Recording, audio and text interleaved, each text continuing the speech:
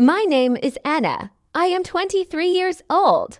I live in a small city called Riverdale with my father and my younger sister. I work in a small coffee shop in the city center. I like my job because I love meeting people and making coffee. But one morning, something very strange happened. It was a cold, rainy morning in October. I woke up early because I had an early shift at the cafe. When I checked my phone, I saw a message from my best friend Laura. It said, "Anna, please come to the train station today. I really need you." 11 a.m. platform 4. I didn't understand. Why did Laura want me to go to the train station? She didn't say anything else. I called her, but her phone was switched off. I looked at the clock. It was already 9 a.m. I only had 2 hours to get ready. I put on my favorite jeans, a warm blue sweater, and my black boots. I grabbed my raincoat and my small black umbrella. My dad was making breakfast. I told him, "Dad, I have to go to the train station. Laura needs my help." He looked worried. "Be careful, Anna. Call me if you need anything," he said. Outside, the rain was falling heavily. I walked to the bus stop.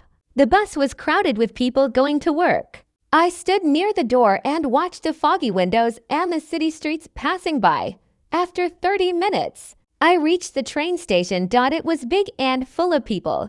Everyone was rushing with bags and suitcases. I looked for platform 4, but the signs were not clear. It took me 10 minutes to find it. When I reached, Laura was not there. I waited 10 minutes, then 15, then 20. Still no Laura. I felt worried and confused. Then I saw a young boy sitting alone on a bench. He looked sad. I walked to him and said, "Hey, are you okay?" He looked up. His eyes were red like he had been crying. "I lost my ticket," he said softly. "I don't know how to go home." I sat beside him. "My name is Anna. Maybe I can help you." "What's your name?" He said his name was Tommy. He told me he was visiting his grandmother, but he dropped his ticket somewhere. He was scared to call his mom. I gave him a small chocolate from my bag and said, "Don't worry, we'll find a way." Just then, my phone rang. It was Laura. I answered quickly. "Laura, where are you?"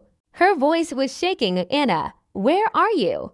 She said, "I'm at platform 4, waiting for you." I said. Laura gasped, "Oh no, I'm at platform 2. Please come quickly. I'm really scared." I looked at Tommy. "Wait here for a moment."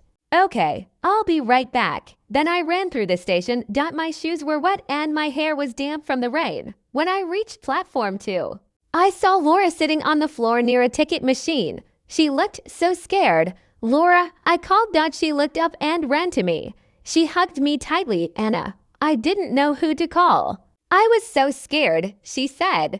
"What happened?" I asked. She whispered, "I think someone is following me." My heart started to beat fast. "Who? Why would someone follow you?"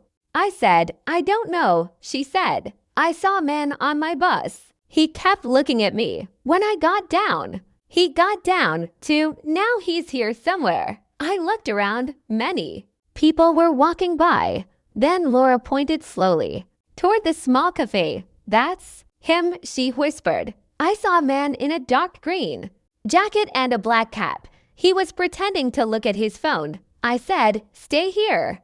I'll go talk to him." But when I stepped forward, the man looked at us and quickly walked away. We watched him disappear into the crowd. Laura said, "Do you believe me now?"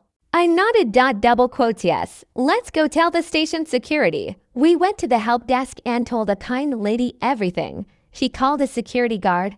The guard listened carefully and said, "Don't worry. We'll check the cameras." Laura looked calmer now. She squeezed my hand. "Thank you, Anna. I don't know what I would do without you." I smiled. "Next time, send me the right platform." We both laughed a little, but I was still worried inside. Then I remembered Tommy, the little boy. I told Laura I need to help someone else.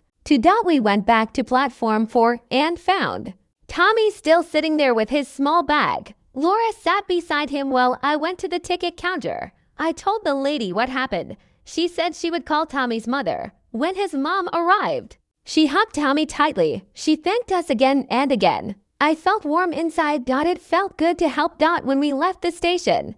It was still raining. Lavra and I shared my umbrella and walked to a small cafe nearby. We sat and drank tea. Laura told me she thought the man might be her old boyfriend. He was angry when she left him. I said, "Don't worry. You're safe now. If he tries again, we'll call the police." Laura smiled weakly. "You're my best friend." "Anna," I said, "always." After tea, we took a taxi home. I felt tired but strong.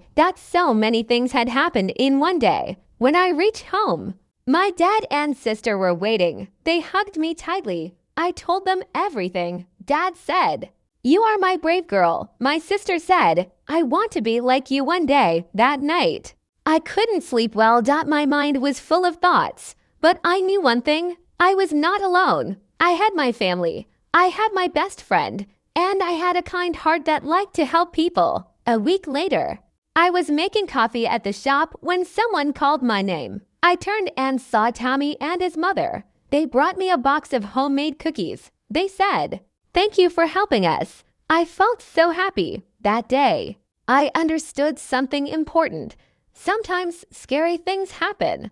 But if we stay brave and kind, we can face anything together. Have you ever helped someone in need?